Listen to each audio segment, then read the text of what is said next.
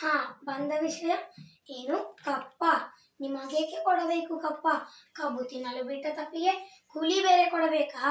ಮೋಡ ಮಳೆ ಸುರಿಸುತ್ತದೆ, ಭೂಮಿ ಬೆಳೆ ಬೆಳೆಯುತ್ತದೆ, ನಿಮಗೇಕೆ ಕೊಡಬೇಕು ಕಪ್ಪ? ನೀವೇನು ನಮ್ಮವರೊಂದಿಗೆ ಉತ್ತೀರಾ, ಬಿತ್ತೀರಾ, ನೀರು ಹಾಯಿಸಿ ನಾಟಿ ನೆತ್ತೀರಾ, ಹೊರೆ ಹೊತ್ತೀರಾ, ದನಿದವರಿಗೆ ಅಂಬಲಿ ಕೈದಿ ಕೊಟ್ಟಿರಾ, ನಿಮಗೇಕೆ ಕೊಡಬೇಕು ಕಪ್ಪ? ನೀವೇನು ನಮ್ಮ ಅಣ್ಣ ತಮ್ಮಂದಿರೇ, ನೆಂಟರೇ, ಇಷ್ಟರೇ, ದಾಯಾದಿಗಳೇ, ನಿಮಗೇಕೆ ಕೊಡಬೇಕು ಕಪ್ಪ? ನಡುಗಿ ಸಾಯಬೇಡ, ಕುಳಿತುಕೋ. ಇದು ಕನ್ನಡಿಗರ ಹುಟ್ಟುಗುಣ.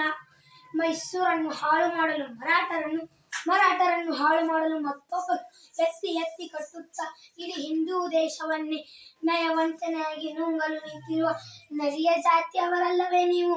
ಕಿತ್ತೂರು ರಾಣಿಯ ಎದುರು ಕಪ್ಪು ಕೇಳುವವರ ನಾಲಿಗೆ ಸಿಳ್ಳಿಬಿಟ್ಟನು. ಎಚ್ಚರ! ಕಿತ್ತೂರು ರಾಣಿಯ ಎದುರು ಕಪ್ಪು ಕೇಳುವವರ ಸಿಳ್ಳಿಬಿಟ್ಟನು. ಎಚ್ಚರ!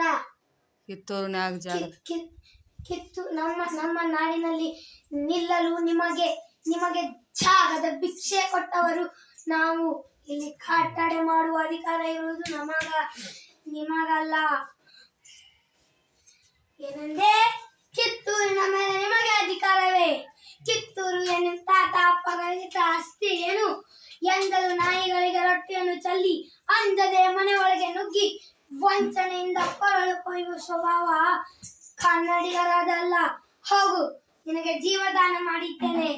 ಕಿತ್ತೂರಿನ ಕೆಚ್ಚದೆ ಕಲಿಗಳೇ, ಸತ್ತು ಸೈನ್ಯ ಮೇಲೆ ಚಂಡಮಾರುತ ನುಗ್ಗಿ ಅವರ ಶಿರಗಳನ್ನು ಚಂಡಾಡಿ ಸತ್ತರೆ ವೀರ ಸ್ವರ್ಗ, ಬದುಕಿದರೆ ಸ್ವಾತಂತ್ರ್ಯ.